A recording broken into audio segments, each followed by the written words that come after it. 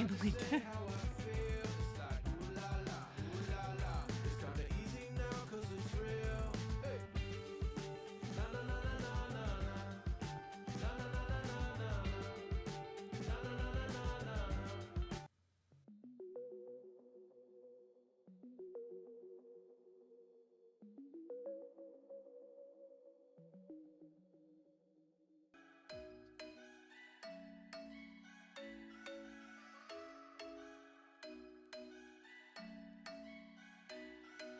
I'm thinking you were made for me. Isn't it my birthday yet? Cause I gotta say, you're looking like a gift for me. Wrapped up nice and neat, baby.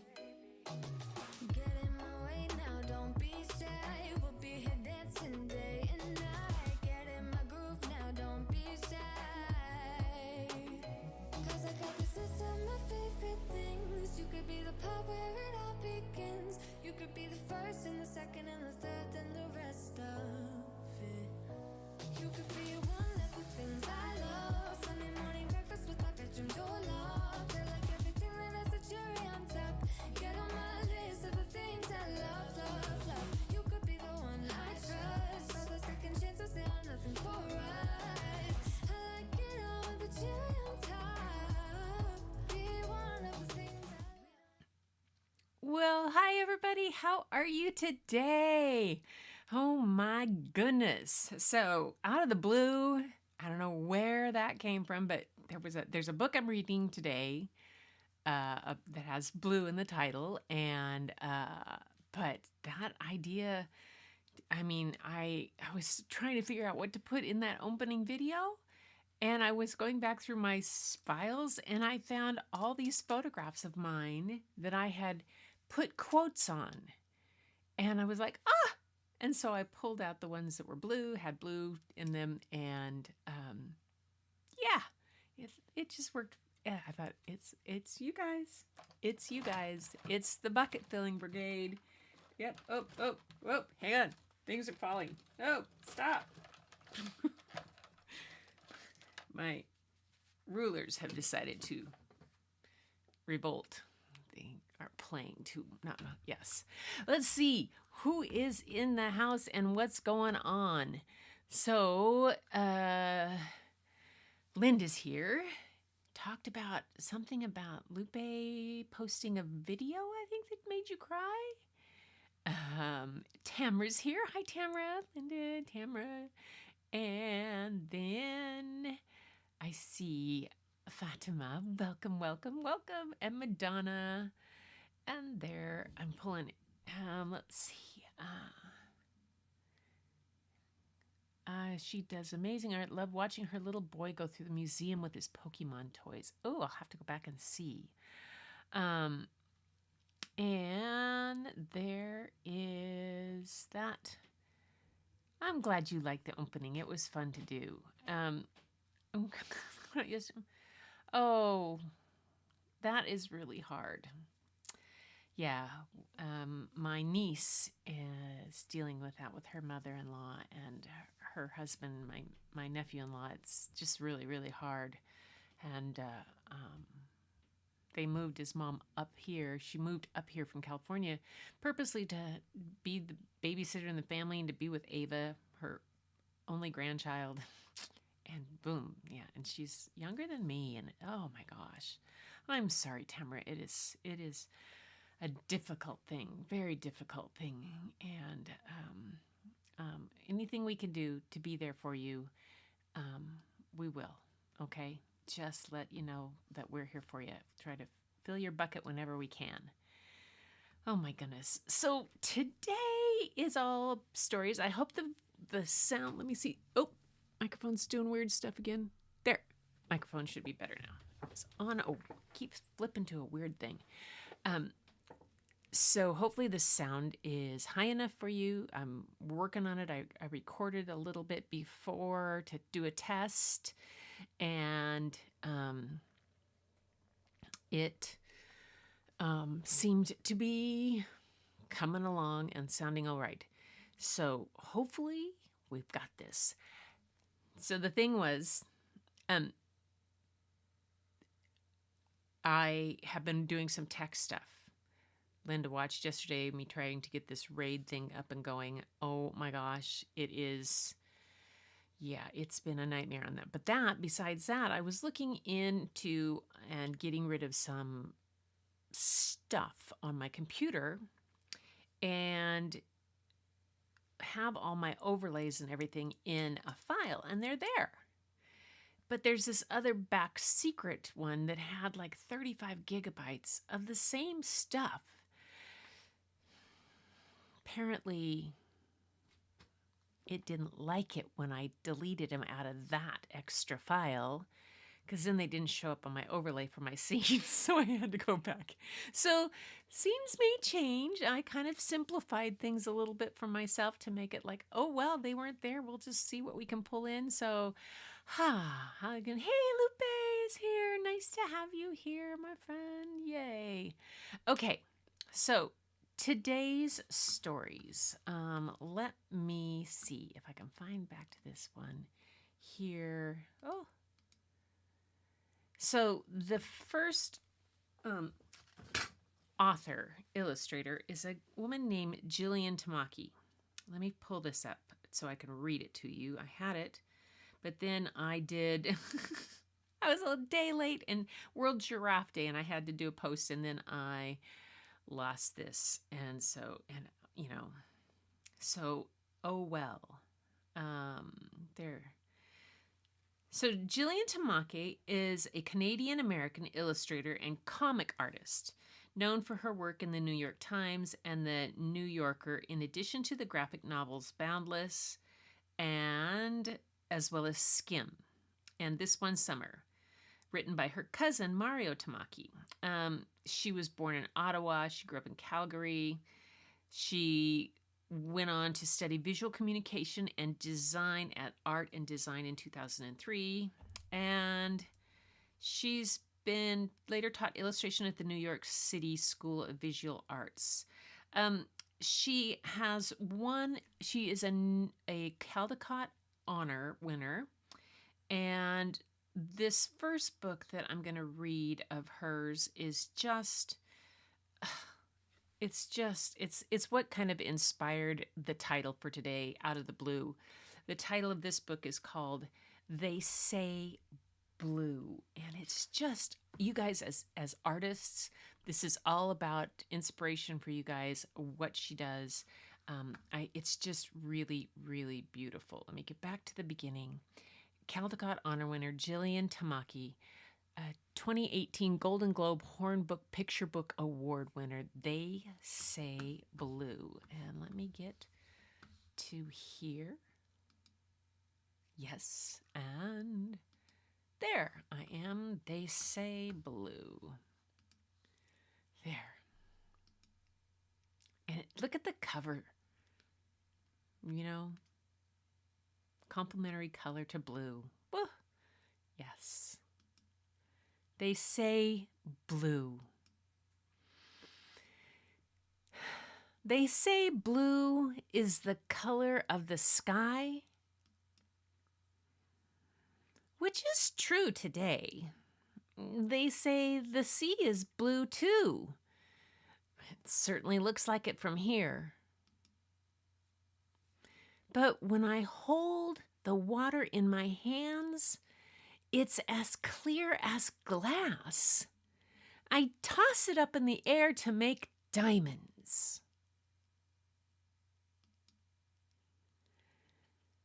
What about a blue whale? Is a blue whale blue? I don't know. I've never seen a blue whale. But I don't need to crack an egg to know it holds a orange yolk inside. I can't see my blood, but I know it's red. It moves around my body even when I'm perfectly still.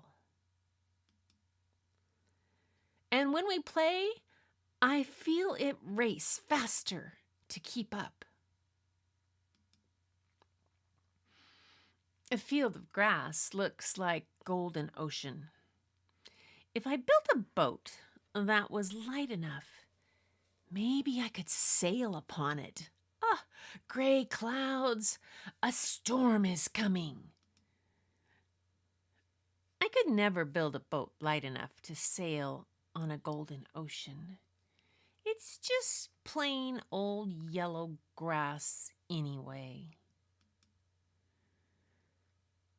They say spring means winter's over, but why does it still feel so cold? Oh, could purple mean something new? Oh, it's warm at last.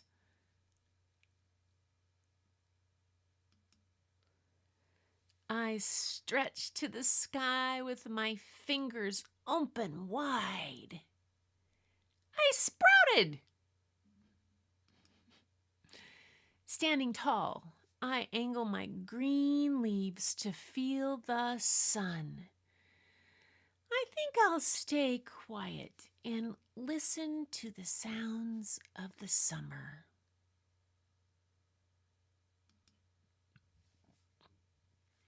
Fall arrives, and my leaves slowly turn brown. I drop them one by one and wiggle my toes in the soft pile at my feet. Winter's come again. Now the rest of the world is quiet too. All white, up and down. Sometimes I can't tell the difference between the land and sky. I close my eyes. Oh, I'm so sleepy. Black is the color of my hair. My mother parts it every morning like opening a window.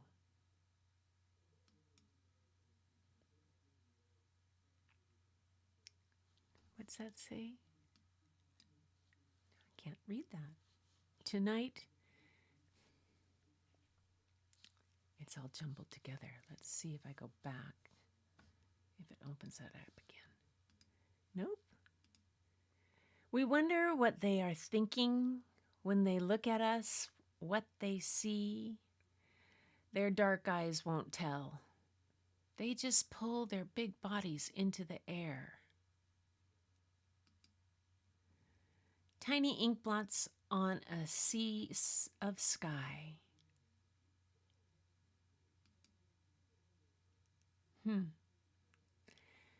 Those were done in combination of acrylic paint on watercolor paper and Photoshop. I'm trying to figure out what that one page said. Hang on. I am not going to be bamboozled. Not going to be bamboozled. Here we go. Reading interface, please wait. Oh, fiddle. Okay. Let's see. See if I can get back to this one page that we couldn't read. And I'm checking on my phone. Here we go. We'll go back. I'll go back and finish it right. So it makes sense. Okay. Together, we watch the black crows bob and chatter in the field outside.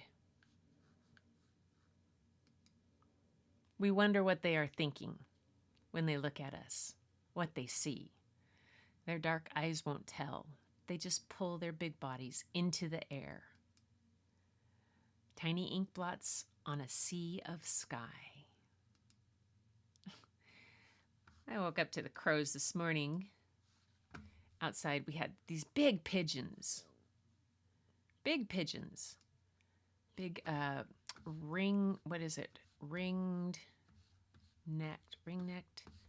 pigeons are giant. I mean, I'm used to the pigeons that you've seen downtown Seattle, the little kind of rock pigeons, the little ones. These suckers they grow to like 14 inches tall and they have a wingspan of 23 to 26 inches.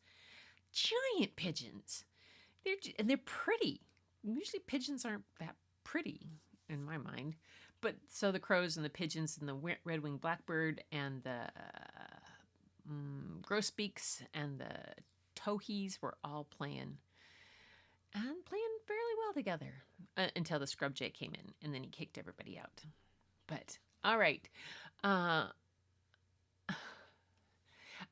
Tamara, and the winter part, it made me think of you because I know, yesterday was our summer solstice. Yesterday was your winter solstice, or today is anyway. And you guys, that next Sunday when we have story time, it will be Monday in Australia, and it will be Tamara's birthday. Yeah. So, everybody send in art so we can celebrate her birthday with some beautiful art. And well, as she's has a request for a story, which I think I can manage. Anyway, I'm glad I hope you liked that. The illustrations are beautiful. The movement and the softness, yes.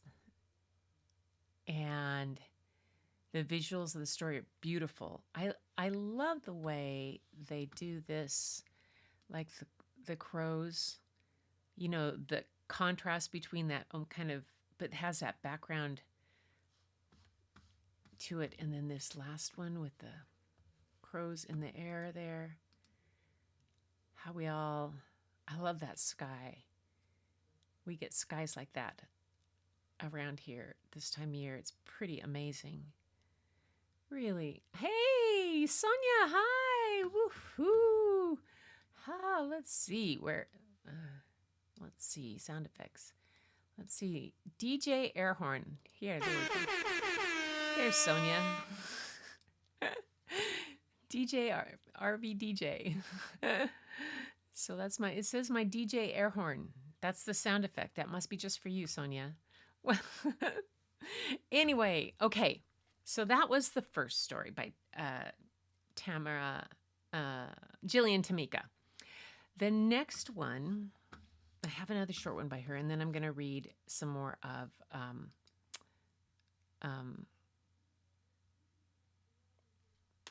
some writer about, yeah. Okay, this is called Our Little Kitchen, and it's a very different style than she did on the last one. But it's really, she's also a graphic novelist, so she does graphic novels for kids and stuff, and she's done some award-winning work in that. But this is called Our Little Kitchen. I think you're going to like it. It's just completely different style, and I think that's pretty awesome. Let's see if I can switch. There. Okay, we're there. Good. I'm here. Hopefully I'll stay out of the way there. Our Little Kitchen. Look at all this stuff. Step 1, heat butter and oil in a large pot. Step 2, cook onions and garlic until transparent. Step 3, choose 1 or 2 or 3 vegetables that go together. Need some ideas? There's some pictures. Step 4, chop vegetables and add to the pot. Step 5, add water to stock to cover. Step 6, bring to a boil, then reduce to simmer. Step 7, remove bay leaf, thyme, sprigs, mash, or blend, season. Ooh. Our Little Kitchen by Jillian Tamika. Tamaki. Maybe, I bet you it's Tamaki. I'm sorry, Jillian. Hi. Hello. Every Wednesday, we come together in this little kitchen. Hello. Our little kitchen, a tiny, small place, is just big enough, so squeeze in and make some space. Tie on your apron, roll up your sleeves. Pans are out, oven is hot, the kitchen's all ready. Where do we start? Well, let's look around and see what we've got. What we've grown, what we've kept, been given and bought. All we need is around us. We just need to look. See how our little garden grows. Remember how we push seeds into soil one by one? Tomatoes are ripe, I'll pick a few. Look at these zooks, let's use them up too. These carrots, though, still so very small. The lettuce is holy, bugs ate it through. I found some carrots, just a week or two old. Half of a celery, 10 radishes. Oh, don't know what this is, but it's gotta go. The bakery brought us some day-old loaves. A minute in the oven, maybe two, soft and warm, good as new. 3 bags of apples, some of them bruised. Cut off the brown bits, they're still good to use. A few sticks of butter, cinnamon sugar, oats from the cupboard, a sweet apple crumble. Beans from the food bank? 3rd week in a row, but it's what we've got. We'll use them somehow. Bean salad, bean soup, bean tacos, bean stew. I'm out of idea. What about you? Glug, glug, glug. Our little kitchen's really cooking now. Listen to the delicious music we make. Sizzle, spit, chop, chop, chop, chop, pick. Sprinkle. Slice, peel, splash, squish. Trim. 15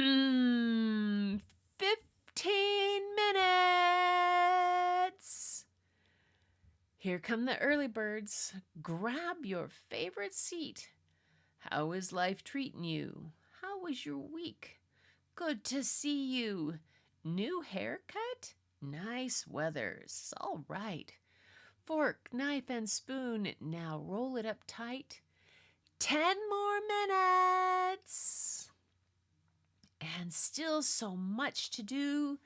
Behind you, watch out. Salad coming through. It looks like we're having chili again. Those who don't cook don't get to complain. Well, it's not perfect, but it's the best I could do. 2 minutes left. Let's wrap it up, crew. Already? Can't be. Where's the salt? Where's the cheese? Give me 1 minute. Just one more sec, please. No, no, no. Our neighbors are waiting. I mean it.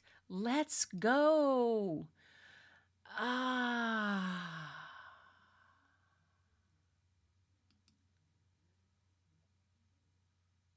Look at that.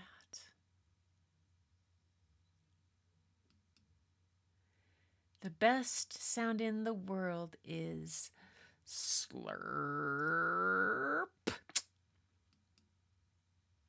Is your body warm? Is your belly full? One little kitchen can't give us all that we need, but would you like seconds? Delicious as always. A kiss on the cheek. Have a nice evening. See you next week. Okay, time to clean up. That's the back. And the author's note here, she says, every Wednesday for many years, I volunteered at a small community kitchen in Greenspoint, Brooklyn. I chose that program, secular but run out of a small church, because it was near my house and didn't require a lengthy training period. Just show up on Wednesday, they told me, so I did. I wasn't welcomed with open arms or even a hello. You can start potatoing those potatoes. Maybe. It was a busy working kitchen. There was just too much to do. I put my head down, did as I was told, and tried not to get in the way. I came again the following week, and the week after that. Eventually, the kitchen grew, crew softened to me, and I was part of the team. Sometimes our kitchen had a lot in the first of summer when we harvested from the garden. Upstate farms donated produce, or we had just held a fundraiser. But often we had much less to work with. Many meals in the colder months were cobbled together with not ideal ingredients, less beautiful and more functional, but always a full meal, nourishing and on time-ish. There was no other option. The neighborhood in which we worked was changing. Rents were on the rise, the economy crushed. When things were stretched thin, food is often the first thing to be cut. As passionate and tenacious as we were, our little kitchen was not a solution to our problems of food, housing, and economic insecurity. It merely provided one meal on Wednesday nights. Still, we kept showing up. We activated our spirits, used our hands, nourished our bodies so that we might shout no to injustice and stood arm in arm as we faced down our different struggles. We are often told that a single person can change the world. Just think about what many of us can accomplish with our bodies, our voices, and hearts together. Yay. And there it is. Apple crumble. Get an adult to help core, slice, step on, prepare the apples. Prepare a oat topping. Pour topping onto the apples. Bake at 350 until top is brown and crunchy and apples are soft. That's cute. Ah, I love that. Hey, there we go. And there is, we have Larry and Angie came in. Hi, you guys. Nice to have you here. Sonia's here, and Garden State Paints is super talented and needs subscribers. Yes. Oh, you bet. Garden State Paint is super talented. It's a great fun thing to watch. I actually had my 4th of 5 watercolor classes today, and we were using masking fluid, which was kind of fun to do. Anyway, let's see who else dropped in. I thought I saw Julia. Yay. Hi, Julia. Nice to have you here. Thank you for coming in. So this Jillian Tamaki is, it, like I said, a Caldecott honor winner. Really different styles in both those books that she has. Plus, then you see her, if you ever look up her stuff and you see her graphic novels, completely different, but still very creative. It's like my grandma's house, isn't it? Yeah, I remember houses like that. I'm a friend of mine's grandmother's house. Oh my gosh, so fun. So next, next we are going to go to back to Some Writer, and today Melissa Sweet takes us on a part of E.B. White's journey that I found really fascinating. And it's going to talk about a book called The Elements of Style that he had in his, when he was a college student and the professor, and then he went back to do things. And I just put the book in my cart. I'm getting it. Because there's some quotes in here that you're going to hear in this part from 2 different modern day authors of children's novels that are very popular people, maybe 2 or 3 different people. And the books that they talk about that I read aloud to the kids all the time, and it's amazing. So it's great to see how this kind of transcends back and forth across things. So we're going to go on to the next part here and read the next couple chapters in Some Writer. And we are at chapter 11. Let me see if I can pull that out here a little bit. There we go. And pull the book where I need that up here. I need the part where I'm reading here in front of me here. A misspelled word is an abomination. Chapter 11, The Elements of Style. In Maine, Andy wrote in his boathouse, which was the same size and dimensions as the cabin where Henry David Thoreau wrote Walden. Inside the boathouse were the same things Thoreau had had in his cabin: a table. Oops, hang on, it's my.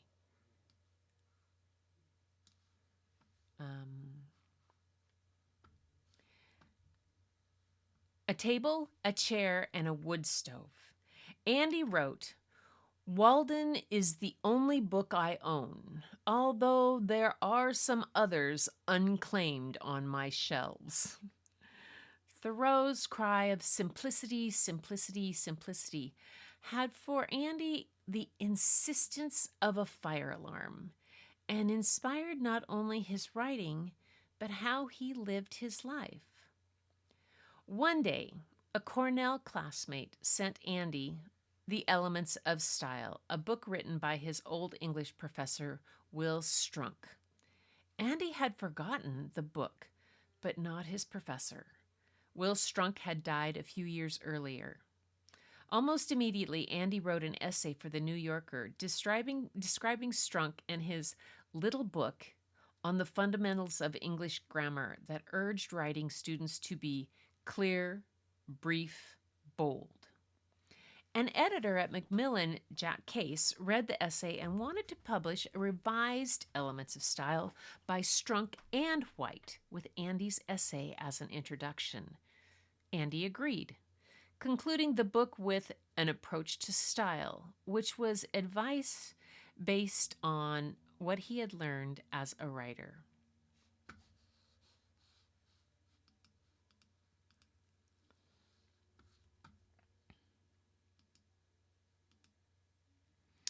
Omit needless words.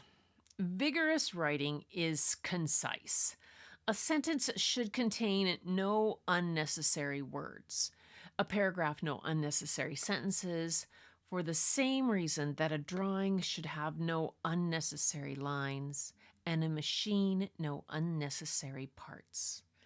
This requires not that the writer make all his sentences short, or that he avoid all detail and treat his subjects only in outline, but that every word tell.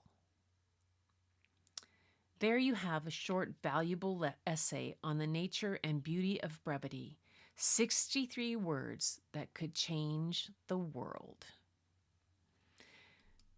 The book began with rules of grammar. Form the possessive singular of nouns by adding apostrophe s. Follow this rule, whatever the final consonant. Thus write Charles's, Burns's poems, The Witch's Malice. Then the book moved on to rules of composition. Writing to be effective must follow closely the thoughts of the writer, but not necessarily in the order in which those thoughts occur. And form. Exclamations. Do not attempt to emphasize simple statements by using a mark of exclamation. It was a wonderful show. The exclamation mark is to be reserved for use after true exclamations or command. What a wonderful show! Halt! And commonly miss words used and expressions like. Not to be used for the conjunction as. We spent the evening like in the old days. It was we spent the evening as in the old days. But once a writer understands the rules of grammar, what about style? In the element of style, White writes, the approach to style is by way of plainness, simplicity, orderliness, sincerity. He offers hints for the beginning writer. More than a few good writers have taken his suggestions. The poet Joyce Sidman, a Newbery honoree, writes, White's points in his list of reminders are the fundamentals on which I have built my own writing. Be clear, but do not explain too much, and write with nouns and verbs. Would be Indeed, the recipe for good poetry. I still use the elements of style to look up the lingering question, that or which? That which. That is the defining or restrictive pronoun. Which the non-defining and non-restrictive pronoun. The lawnmower that is broken is in the garage. Tells which one. The lawnmower which is broken is in the garage. Adds a fact about the only mower in question. Oh, I get it. The lawnmower which is broken is in the garage. Versus the lawnmower that is broken is in the garage. I get it. White's early poem, A Story of a Little Mouse, which was back on page 20 we read, is an example of the proper use of the word which, as in Sidman's that in her following poem, Bat Wraps Up. Bat wraps up. Belly full, he drops down. From the echoing room of night, one last swift swoop, one last bug plucked from air, with cupped tail, scooped neatly to mouth. As dark grows thin and body heavy, he tumbles to tree and grass spark, folds that swirl of cape tipped with tiny claws, and snags the spot that smells like home. Then upside flip, lock on grip, stretch, hang, relax, yawn, dawn. Joyce Sidman. From Dark Emperor and Other Poems of the Night. Paul Fleischman, a Newbery medalist, who I read his books to the kids all the time. His books were always checked out. Writes, I have this rule carved deep in memory. Avoid the use of qualifiers. Rather, very, little, pretty. These are the leeches that infest the pond of prose, sucking the blood of words. I actually once tried to write an entire novel without a single adverb. I didn't quite make it. Sometimes you need them, but sentences are almost always stronger without them. I could have begun Seed Folks with, hesitantly I stood barefoot a few feet in front of our extremely old chipped mahogany altar. But less is often more in writing, which is why the opening sentences read, I stood before our family altar. It was dawn. No one else in the apartment was awake. Kate DiCamillo, also a Newbery medalist, the author of Because of Winn-Dixie, the author of Tales of Despereaux, the author of and Tales of Despereaux is the next, after Stuart Little was the next kind of some other of her books. Kate DiCamillo also, Tiger Rises, that's what she did.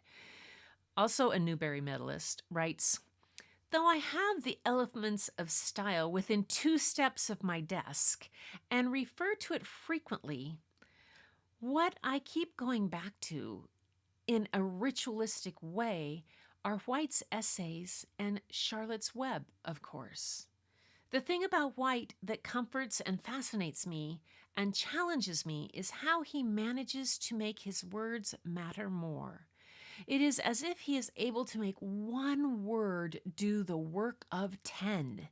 He bears down with the whole of his heart and soul on each word he chooses.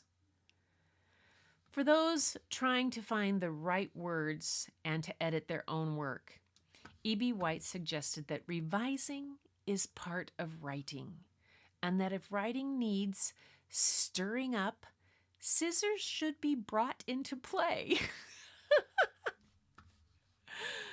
And he says, do not be afraid to seize whatever you have written and cut it to ribbons. It can always be restored to its original condition in the morning.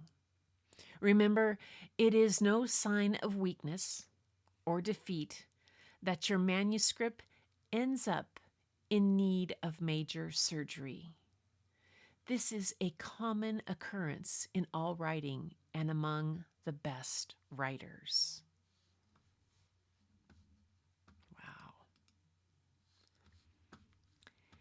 Even though Andy had agreed to work on the revised edition of Elements of Style under the condition that it stayed true to Strunk's original text, he did not consider himself a grammarian. When I finally can't take any more grammar, he wrote, I hop on my bicycle and go scorching up and down the highway to remove the cobwebs. He wrote to his editor, Jack Case, I feel a terrible responsibility in this project, and it is making me jumpy. 3 years after the revised edition was published, Andy wrote to Case, Fiddler Bayou, 30 March 1962. Dear Jack, the next grammar book I bring out, I want to tell how to end a sentence with 5 prepositions. A father of a little boy goes upstairs after supper to read to his son, but he brings the wrong book. The boy says, What did you bring that book that I don't want to be read to out of up for? And how are you? Yours, Andy. Oh my goodness. I love that. Now this is chapter 11. I thought we were on chapter 11. The Trumpet of the Swan. Let's see, what is everybody saying? I'm going to catch up with you guys. All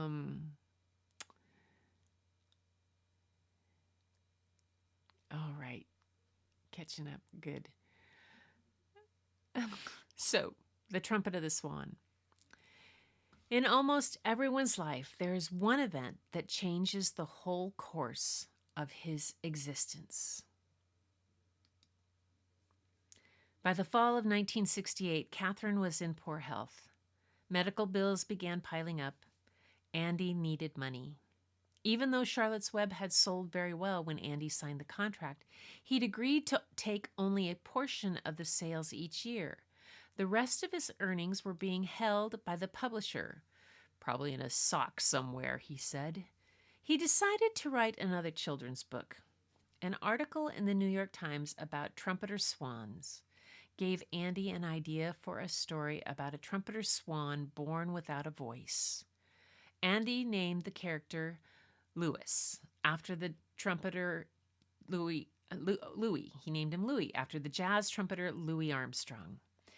He later wrote a young reader that, like the young swan Louis, he needed money. Andy had never seen or heard a trumpeter swan, but he learned there was a swan family living on Bird Lake at the Philadelphia Zoo. I got to change the page for you. Sorry, guys. Since Philly was the home of his old friend Cush, who Andy called Ho and himself Hum, Ho and Hum, in October of 1968, Andy wrote him a letter. Dear Cush, how would you like to do some sleuthing for an aging fiction writer? I've never visited the zoo. What does Bird Lake look like? Is it pleasing, ugly, small, big, what? Are there any trumpeter swans in residence today? How many? And now a sudden switch. Nightclubs. In what general area of Philadelphia would one find a night spot? So go forth, old friend. Case the gardens for me. Tell me how they smell, what they look like. Examine the swans on Bird Lake. Love, Ho. P.S. To prepare yourself for this preposterous task, you should probably bone up on nomenclature. A male swan is a cob, a female is a pen, and a baby swan is a cygnet. But don't say I told you. Here is a watercolor print of a trumpeter swan by John James Audubon.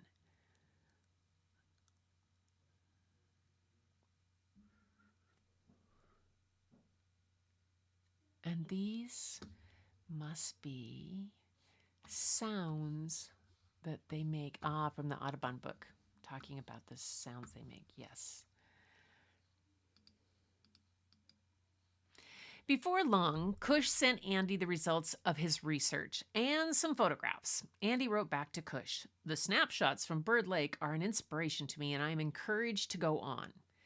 Andy did more research from Maine. In his story, the young cygnet, Louis, stays at the Ritz Hotel and orders 12 watercress sandwiches from room service.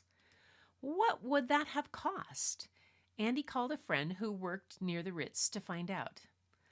Unlike what he'd done with his other two children's books, Andy did not set this story aside to see if it needed changes.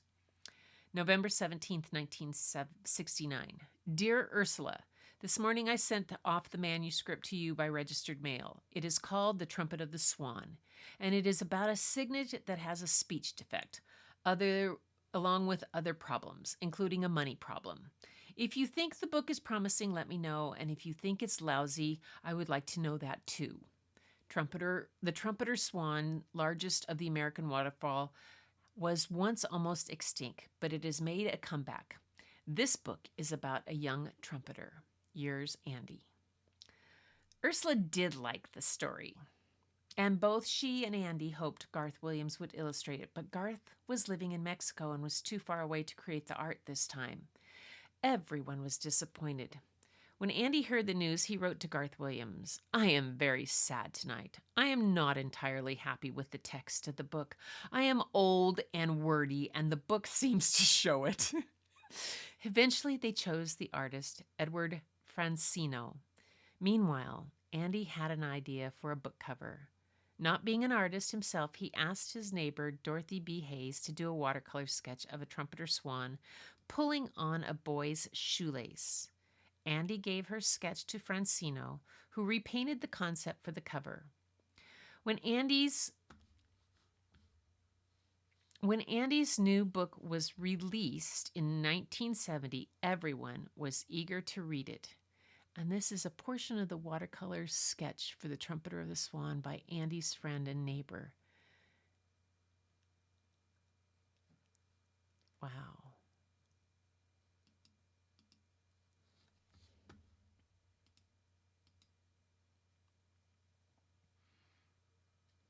Ah, there's the book. The day Sam Beaver visited the Philadelphia Zoo was the turning point in his life. "Why did you come here?" asked the head man. "To defend freedom," replied Sam. "I heard you intended to clip the wing of a swan. I'm here to ask you not to do it." Sam sat down and they talked for a whole hour. Sam assured the head man that Louis was an old friend. He told about discovering the swan's nest almost 3 years ago in Canada, about how Louis came into the world lacking a voice, about Louis attending school in Montana and learning to read and write, and about the theft of the trumpet by Louis's father, the old Cobb, and about Camp Cuckoo's and the Swan boat in Boston. The head man listened with great attention, but he wasn't sure he believed a word of this strange tale. "The sky is my living room. The woods are my parlor. The lonely lake is my bath."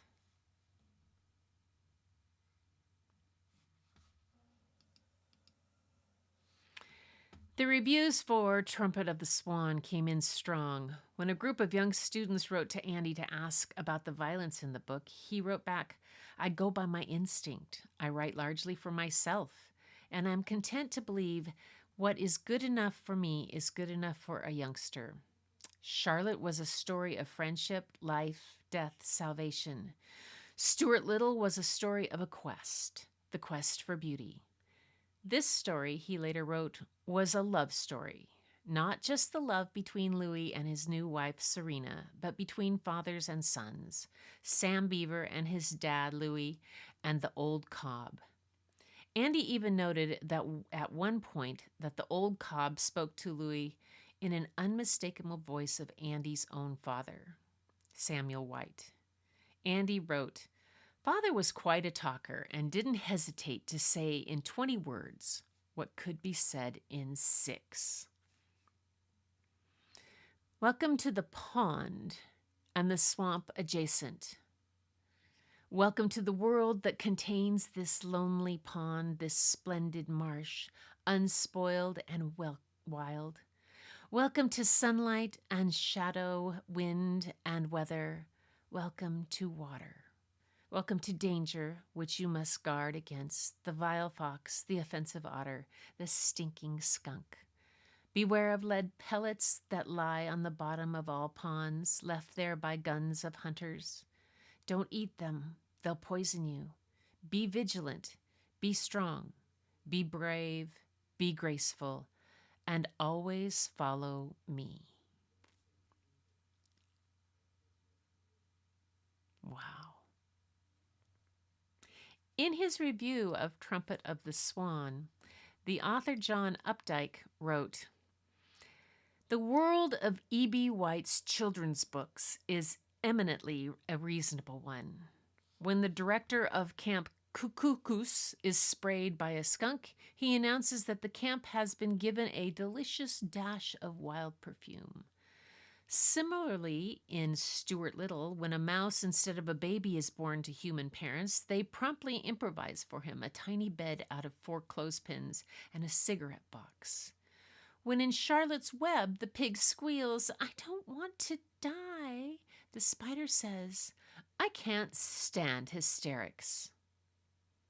The Trumpet of the Swan glows with the primal ecstasies of space and flight, of night and day, of nurturing and maturing, of courtship and art. On the last page, Louis thinks of how lucky he was to inhabit such a beautiful earth, how lucky he had been to solve his problems with music, how rare that word lucky has become. The universe remains chancy, but no one admits to having good luck. We and our children are lucky to have this book." Later, the Philadelphia Orchestra set the Trumpet of the Swan to music. "Imagine me," wrote White, "sitting down there in my boathouse a year and a half ago composing the lines of Sam Beevor's poem and not having the slightest inkling that the Philadelphia Orchestra was tuning up on stage. What a life I lead! How merry, how innocent, how nutty." Sam Beevor's poem. "Of all the places on land and sea, Philadelphia Zoo is the place for me. There's plenty to eat and lots to do. There's a frigate bird and a tiny shrew. There's a vesper rat and a 2-toed sloth, and it's fair to say that I like them both. The houses are clean, the keepers are kind, and one baboon has a pink behind." And that's the end of that chapter.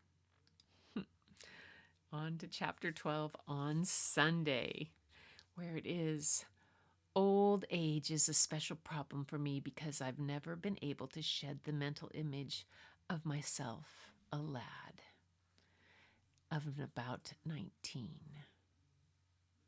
Oh my goodness. Anyway, you guys, let's go here and up. Something just happened.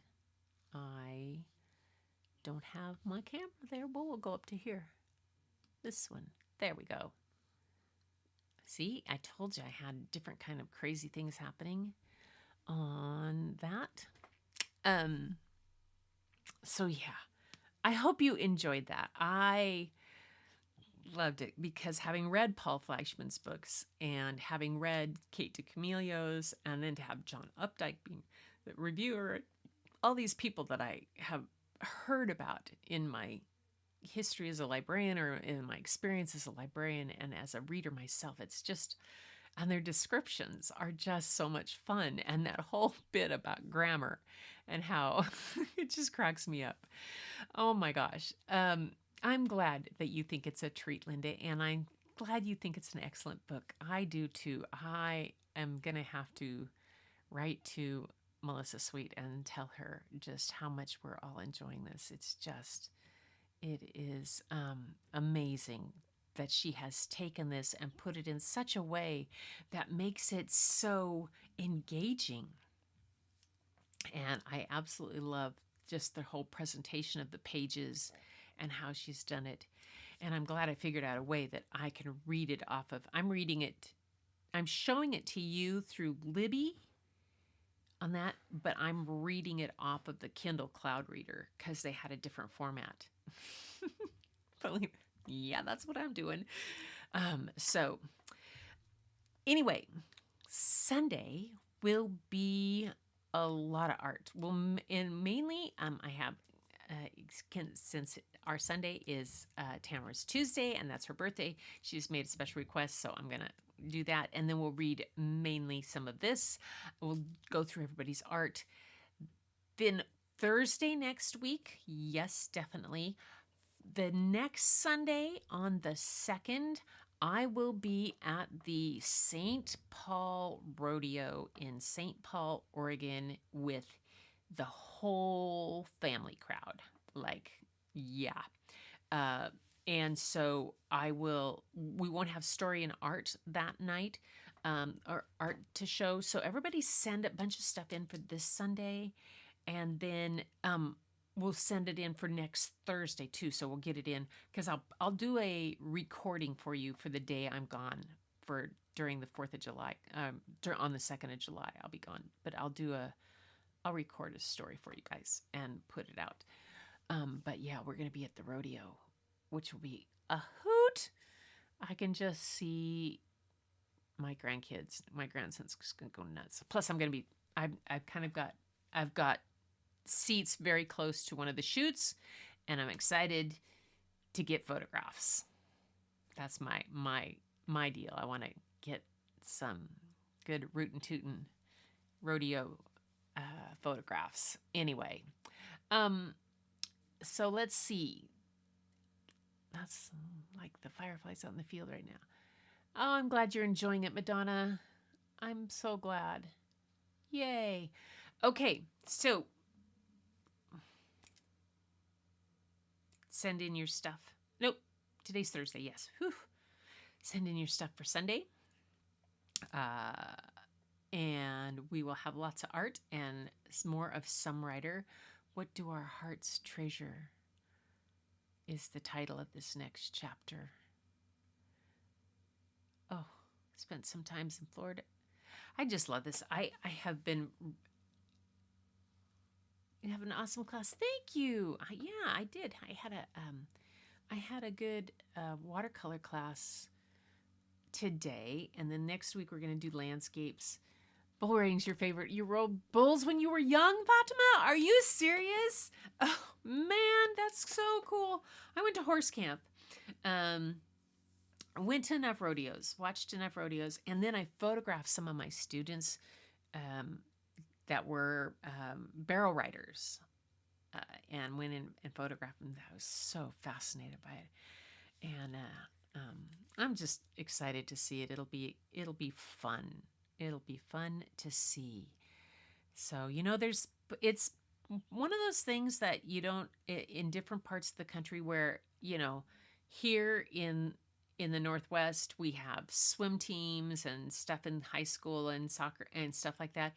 In the Midwest and Wyoming and in places like that, rodeo is a varsity sport. Yeah, and there are those things going. Oh, Aldo is barking at somebody.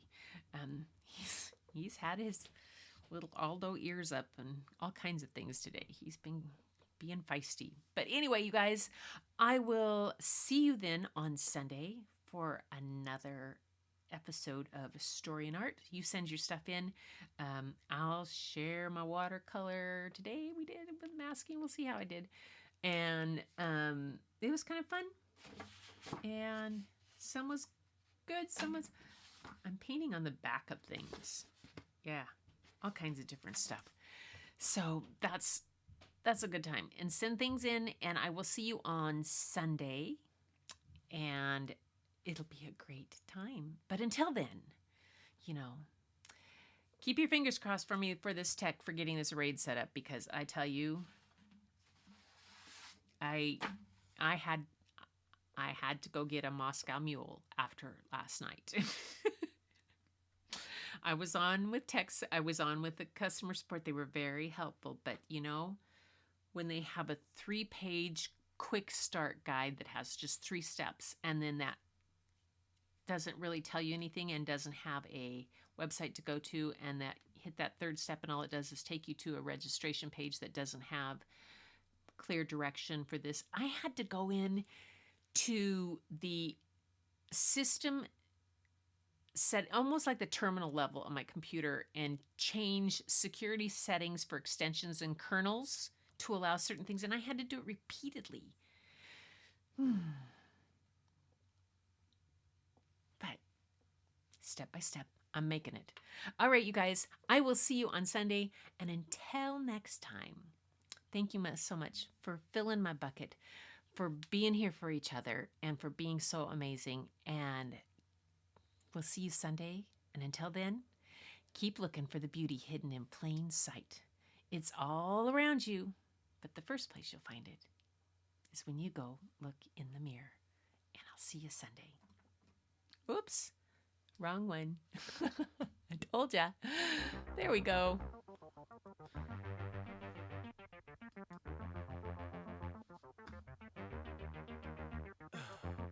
In the heat of the night, we could get lost in all the lights and sounds. Feeling alright, we won't go home, we will just stay here downtown. Oh yes, Fatima, my nerves were frightened. Fortunately, my husband was sitting in the corner kind of watching, and he was breathing for me. Hey, thank you, Lupe. I appreciate that. We could be shameless, famous, running cool, with a love that leaves us Nate, Madonna, and Linda, and Lupe, and Tamara. Oh, yay. Good memories. Fatima, both was my favorite. I want pictures of that. Send pictures of, yes. You blow my mind, looking like a model, better than the usual. Yeah, you don't even try, not average or typical. I put you on a pedestal. There's not just stars on the boulevard. They're in the light in your eyes. Oh, we don't need no black cards. I just need you by my side. We could be shameless. Night, Angie. Night, Larry. And Julia, too. Thanks for stopping in.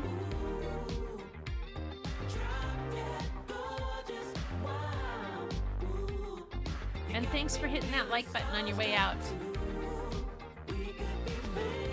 See? I lost this. We could be famous. We could be famous.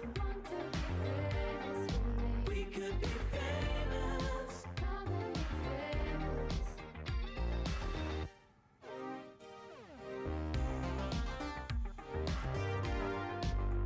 Oh. Whoa. You helped your sister deliver a pony? That's cool.